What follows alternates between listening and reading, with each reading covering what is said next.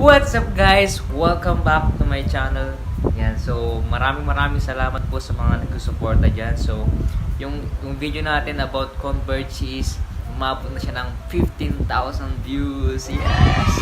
Yan, so maraming salamat po sa mga nagsusuporta. Okay, so ngayong video na to, tutorial na naman. Yan, so gusto kong i-work out ang tutorial kasi nakakatulong ako sa mga tao and yan, ang nagiging masaya ako dahil yan, yung mga problema na yon is i-share ko yung solution para maayos. Yan, and itong tutorial to is, ang title ay bakit minsan lost red blinking ang ating wifi. Yan, so no connection. Yan, so bago yan, pasok na muna natin ang intro. Pasok.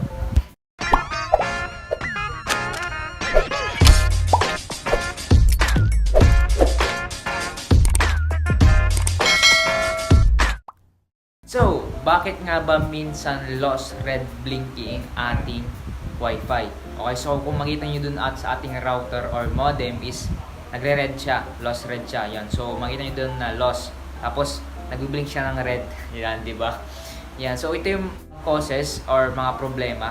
Yan. So, which is kung lost red blinking siya, walang connection yon. Okay, so sabihin ko sa inyo kung ano yung mga cause or mga problema.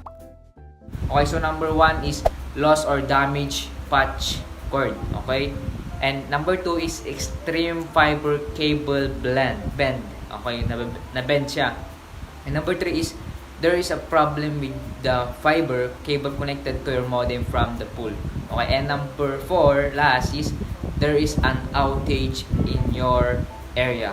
Okay, so ano nga ba yung number 1? Okay, so number 1 is loss or damage patch cord. Okay, so pwede natin tingnan yung aming wifi. Okay, andun sa namin dito nakalagay. Hindi ko alam yung tawag. Yan, so dito siya nakalagay and i-explain ko sa inyo kung ano nga ba yung number 1 na loss or damage patch cord. Okay, so yung loss or damage patch cord is yan, so ito siya. Yan, ito. Meron siyang damage dito. Ito, pwedeng nasira to or ito. Yan, so ito. Yan, so kung nasira ito, guys, pwede kayong bumili sa akin or sa Shopee. Yan, so yun yung number 1 natin. And number 2 is extreme fiber cable bend. Okay, so na-bend siya. Yan, so ito rin siya number 2. Yan, so baka na-bend siya, dapat talaga iniingatan natin itong fiber patch cord natin. Yan, so dapat hindi siya nababend and kung na siya, kung lost red na. Okay, so try natin tanggalin to, guys. Pag tinanggal natin to is maglo-lost red siya. As you can see, lost red blinking. So wala nang connection yan. Ibig sabihin, pag nag-red siya, wala nang connection. Okay, so kung ibabalik natin, babalik rin yung connection.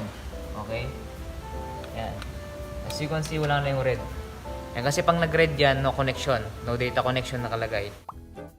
Yan, so number 3 naman is there's a problem with the fiber cable connected to your modem from the pool. Okay, so gusto kong pumunta doon sa kasada para masabi ko kung saan nga ba yon.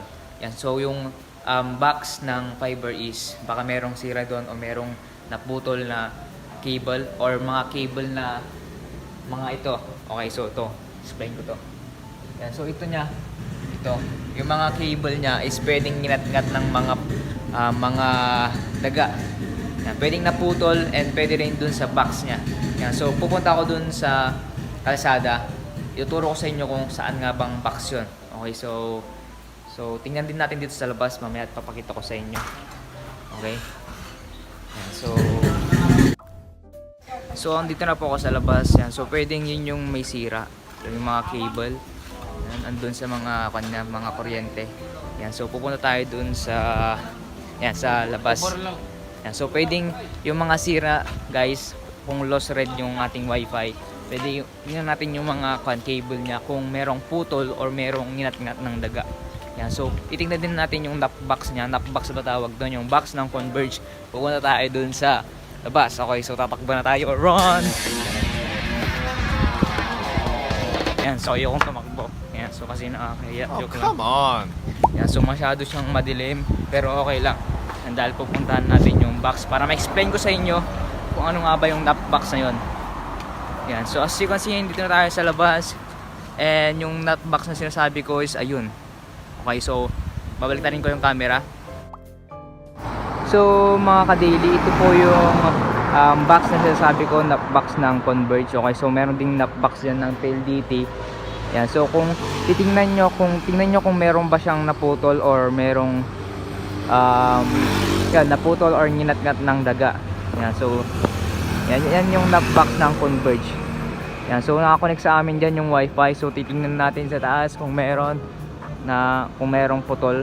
Yan, so yun lang guys, yung baka may sira. So yun guys, nakauwi na ako. Yan, so hindi ko na binidyo kapag habang nilalakad ako. Pero yan, so in-update ko naman kayo, nandito na ako sa bahay. Ang bahay nila lola ko.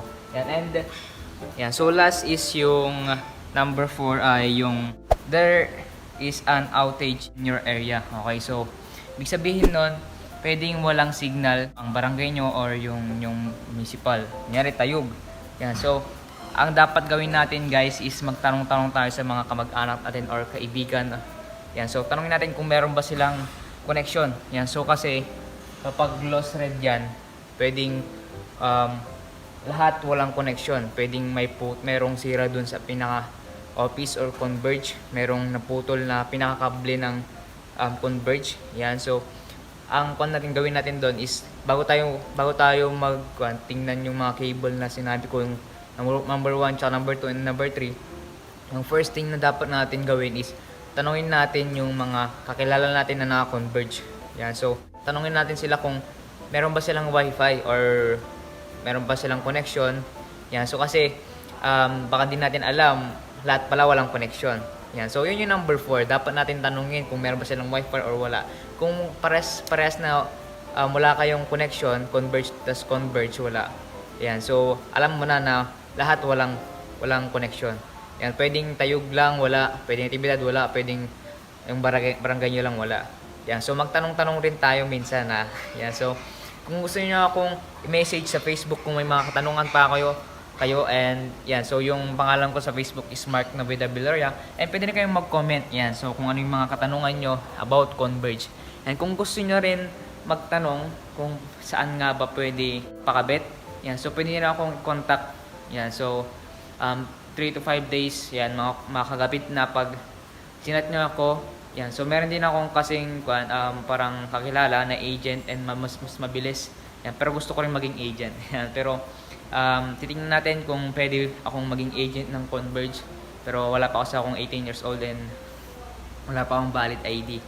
Yan, so kung gusto niyo magpakabit, yan, so PM niyo lang ako.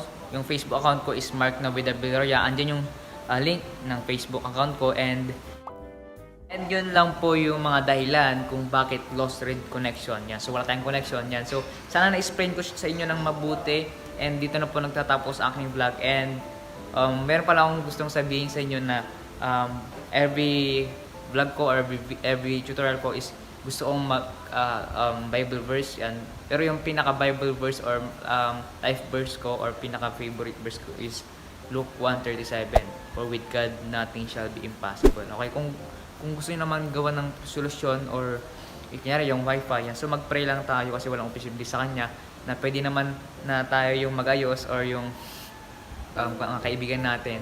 Yan, so one pala guys, kung gusto niyo paayos, kung yung may mga sira na yung wifi nyo, yan, so kung kaya nyo ayusin, pwede nyo rin ayusin. Kung yung cable patch na yung may sira, pwede kayong bumili sa akin o pwede kayong bumili sa Shopee or Lazada.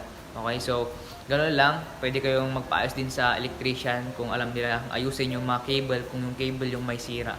Yan, so kung wala kayong kilala na marunong magayos ng wifi, yan, so ang last na pupuntahan nyo or kukontakin nyo is Converge. Pero ang mas recommend ko sa inyo is punta kayo dun sa office ng Converge, kasi natry ko ng contact sa mga in-email ko na yung Converge, in-email ko na sa Facebook, wala pa rin.